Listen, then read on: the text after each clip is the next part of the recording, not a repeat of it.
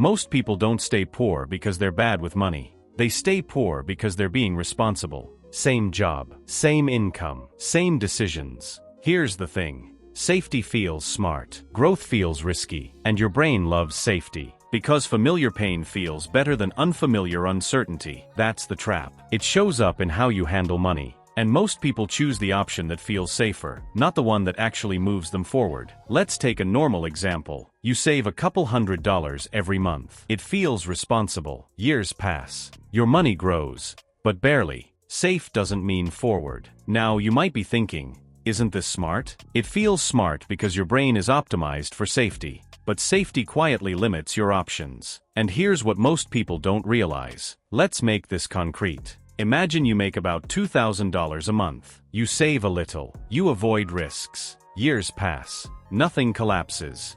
But nothing really grows either. Because safety doesn't compound. Growth does. Now you might be thinking, this is where it gets really interesting. This is where most people get stuck. Not because they're lazy. And not because they're stupid. It's psychology. Your brain is wired to protect what you already have. Even if what you have isn't great. At least it's predictable. And the brain hates surprises. So people delay growth. Year after year. And that's how playing it safe quietly becomes expensive. At some point, something starts to feel off. Not because you're failing, but because you're exhausted from running in the wrong direction. This is where most people panic. They fill the silence with more noise. But growth doesn't start with action.